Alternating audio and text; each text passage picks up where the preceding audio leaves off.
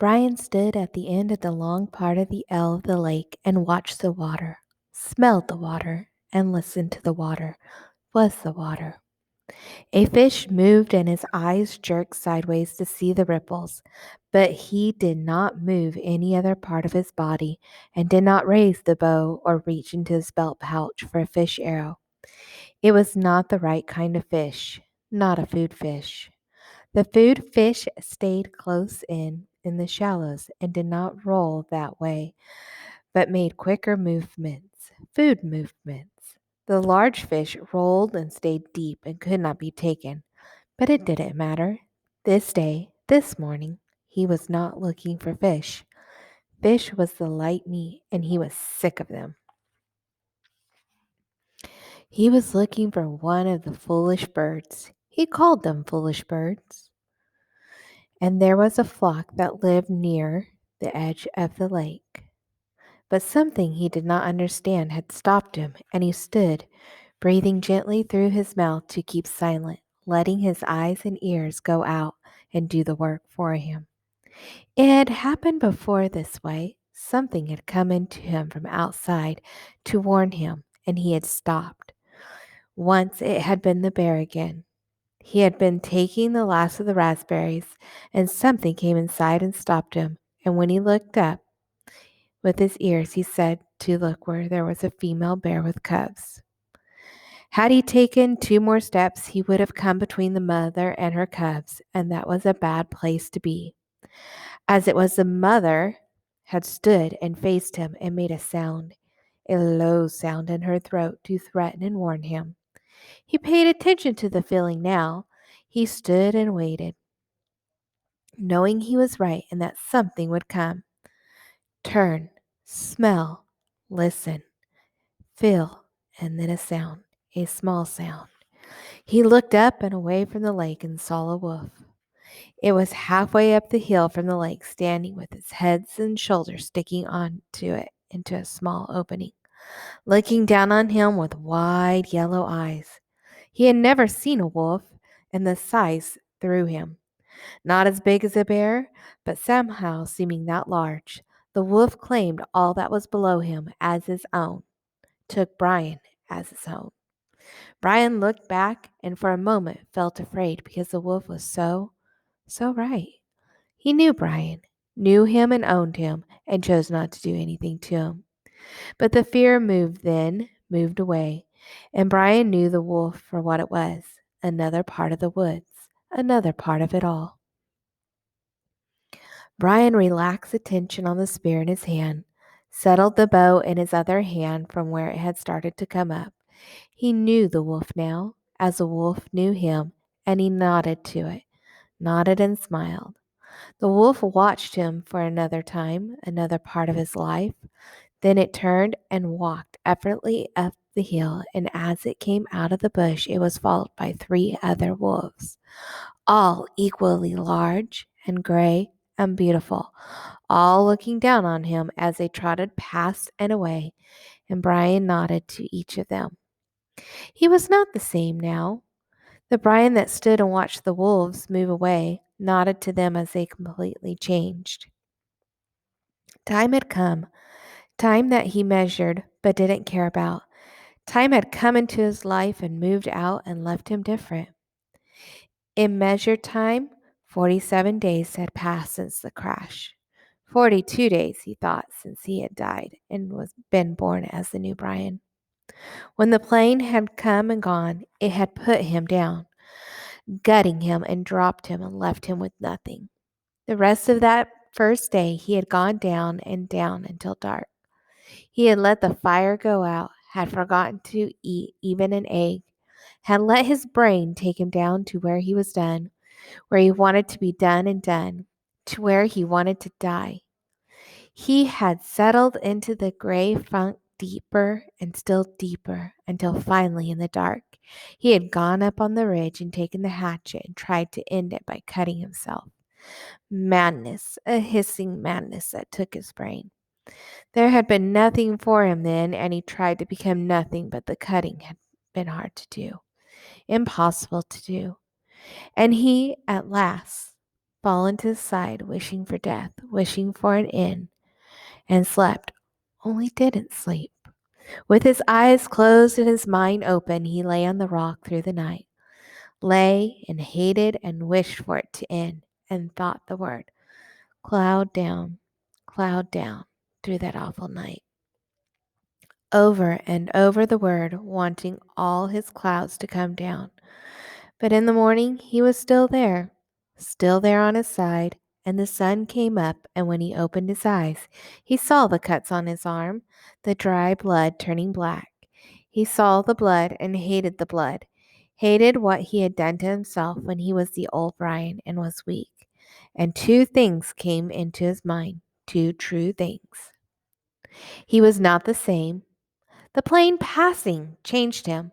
The disappointment cut him down and made him new. He was not the same and would never be again like he had been. That was one of the true things, the new things. And the other one was that he would not die. He would not let death in again. He was new. Of course, he had made a lot of mistakes. He smiled now, walking up the lake shore after the wolves were gone, thinking of the early mistakes, the mistakes that came before he realized that he had to find new ways to be what he had become.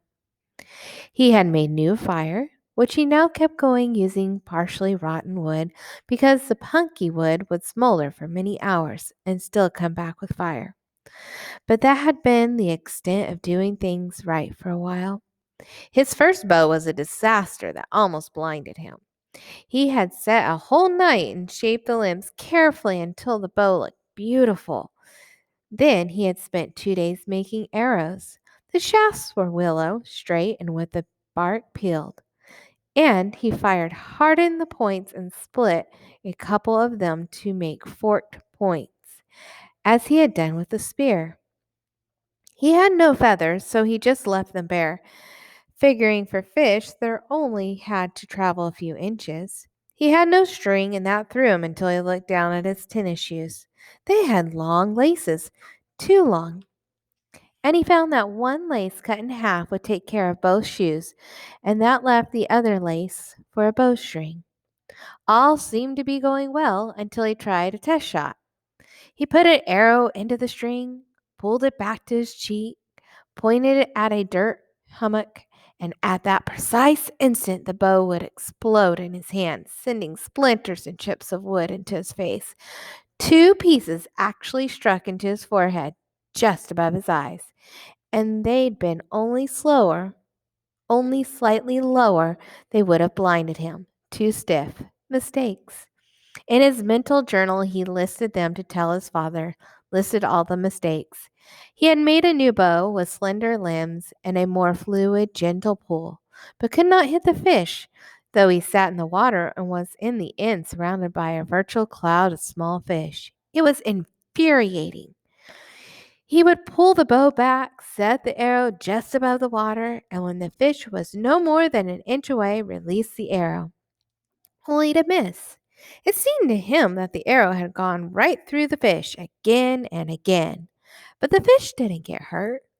Finally, after hours, he struck the arrow down in the water, pulled the bow, and waited for a fish to come close.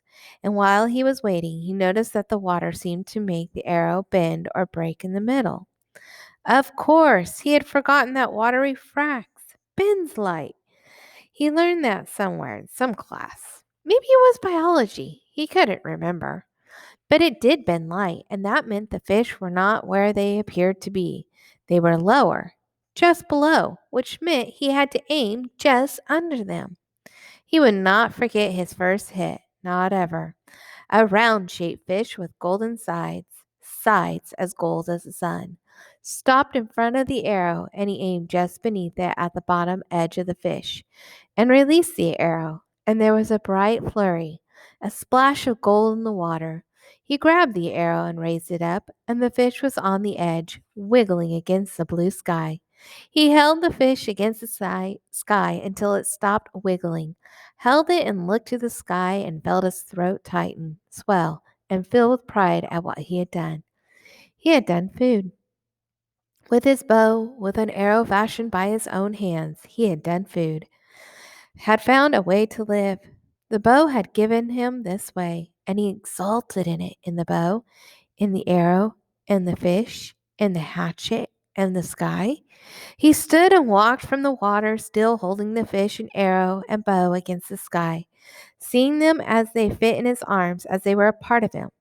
He had food. He cut a green willow fork and held the fish over the fire until the skin crackled and peeled away, and the meat inside was flaky and moist and tender. This he picked off carefully with his fingers, tasting every piece, smashing them in his mouth with his tongue to get the juices out of them, hot, steaming pieces of fish. He could not, he thought then, ever get enough, and all that first new day he spent going to the lake shooting a fish, taking it back to the fire, cooking it and eating it, then back to the lake, shooting a fish, cooking it and eating it, and on that way until it was dark. He had taken the scraps back to the water with the thought that they might work for bait, and the other fish came by the hundreds to clean them up. He could take his pick of them, like a store, he thought, just like a store. And he could not remember later how many he ate that day, but he thought it must have been over 20. It had been a feast day, his first feast day, and a celebration of being alive and the new way he had of getting food. By the end of that day, when it became dark and he lay next to the fire with his stomach full of fish and grease from the meat smeared around his mouth, he could feel new hope building in him. Not hope that he would be rescued. That was gone. But hope in his knowledge. Hope in the fact that he can learn and survive and take care of himself. Tough hope, he thought that night. I am full of tough hope.